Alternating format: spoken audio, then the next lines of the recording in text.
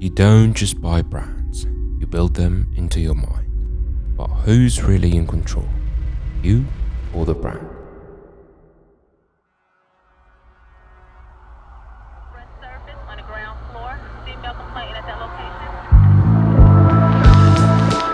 Across cities, countries, and cultures, the same strange behavior repeats itself. No matter where you go in the world, people do something irrational. People line up before sunrise to get the chance to purchase a product. They pay extra willingly. They defend and talk about brands like they talk about people. Most people don't realize it, but the brands they love are not just part of their lifestyle. They are wired into their brain. They say it's just coffee, just shoes, just a phone. But somehow it feels like more, something personal, familiar, almost emotional. But why? Why would someone feel emotionally attached to something so commercial? Why do certain brands make people feel safe, confident, even proud, while other brands are forgotten the moment they are seen? So what's really happening beneath the surface? The answer isn't in the product. It's buried deeper inside the human brain. Neuroscience is starting to uncover what brand experts have guessed for years. That falling in love with a brand is not a metaphor. It's a real biological response. It follows patterns. Neuroscience has discovered that certain brands can tap into the same systems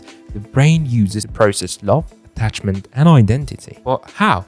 What exactly causes that feeling? And what is the brain actually responding to? And more importantly, can that connection be designed on purpose? That's what we're about to reveal.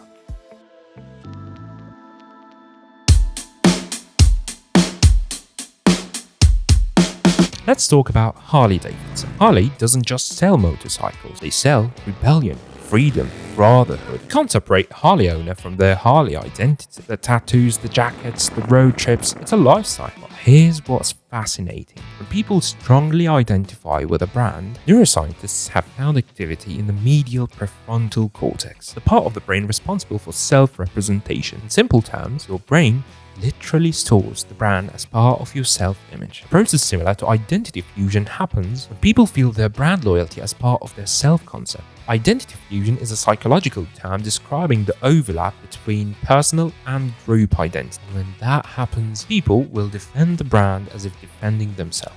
That's why Harley-Davidson doesn't have customers, they have disciples. So if you want your brand to last decades, not years, don't just sell a product, sell piece of your customer's identity or a piece of whom they aspire to be and make it feel inevitable.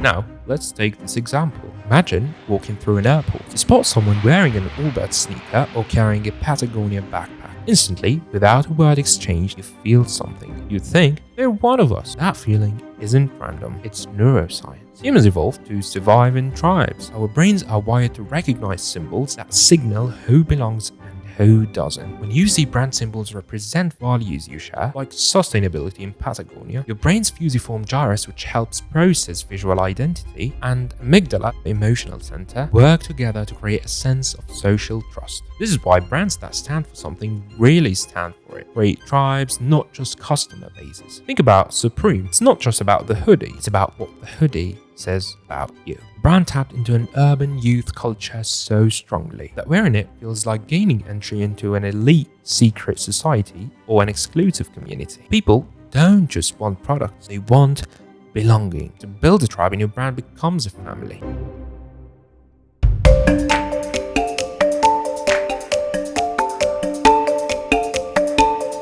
Ever noticed how people lose their minds waiting for the next iPhone drop? It's almost like a holiday, even though most people don't need a new phone. So what's happening here? The brain's dopamine system doesn't just respond to rewards, it responds even more powerfully to anticipation of a reward. So the thrill of anticipation also triggers endorphins and adrenaline, the same chemicals that light up on a first roller coaster ride. Studies using fMRI scans show that dopamine spikes highest when we're expecting something exciting, not when we actually get it. Apple, Nike, Supreme, for example, design hype cycles around their product launches because they know anticipation is its own addictive drug. Think about sneakerheads camping outside a store for 48 hours to snag limited edition Jordans. It's not logical, but It's biological. Their brains are bathing in dopamine the entire time. The actual moment of purchase, that's just a cherry on top. So if you want your customers to be obsessed with your brand, don't just sell products, sell the promise of products and make them wait for it.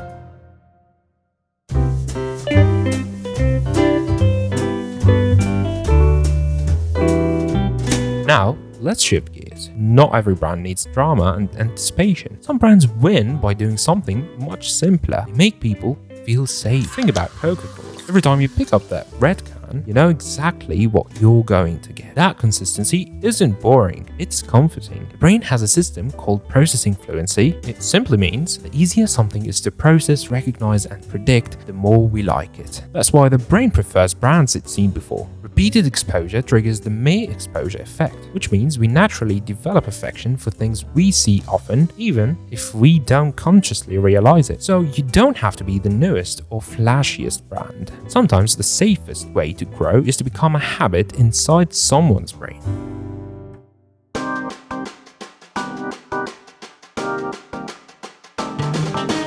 Now, let's talk about senses: sight, sound, smell, taste, and touch. Most branding focuses too much on logos and slogans, but the deepest emotional hooks happen through the senses. For example, the olfactory bulb or the smell center connects directly to the amygdala and hippocampus, making smell one of the fastest ways to trigger memory and emotion. Sound, too, uses rhythmic pattern recognition that embeds itself in subconscious memory. This is why brands like Disney Park, Rolls-Royce, and many other brands invest heavily in scent, music, and textures, not just visuals. So, a brand that touches more senses lodges deeper inside the brain. It's not just seen, it's felt.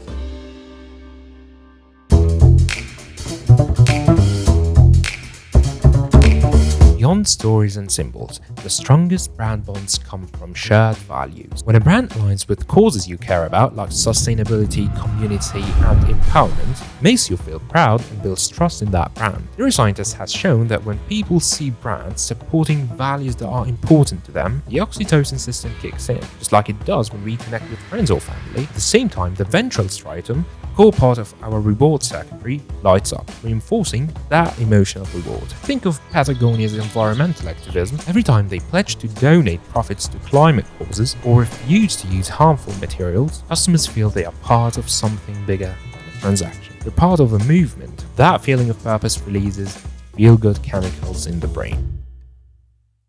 So, when you see people lining up for hours, paying double, defending brands like they defend their families, remember, it's not the product, it's the brain. Brands that win understand how to tell emotional stories, how to merge with identity, how to create tribes, how to spark anticipation, how to feel familiar and safe, how to seduce the senses, and more. They don't just build businesses, they build empires inside the human mind. And the good news? It's not random, it's science, and it can be designed on purpose. The brands that people fall in love with are brands that understand how people fall in love, so design it accordingly. So, understanding this neuroscience is inspiring. It shows how thoughtfully crafted experiences can build loyalty that feels personal and authentic. In the end, the love we feel for brands is rooted in our biology, and by respecting those wiring, brands can create relationships that are as meaningful as the ones we forge in life. This isn't about manipulation. It's about understanding the human nature and designing brands that create real, lasting emotional impact accordingly. Now, last but not least, I've built this channel for extraordinary people trying to build extraordinary brands. If something you heard today made you pause, reflect, or even just smile, maybe there's more here for you. If that journey feels right to you, I'd love for you to be part of it, and you're more than welcome to subscribe and stay close. I'd be absolutely grateful to have you here. If you don't know me yet, you can call me Ahmed. My mission is to help premium brands reduce competition without ever having to compete on price using science-based strategic brand design.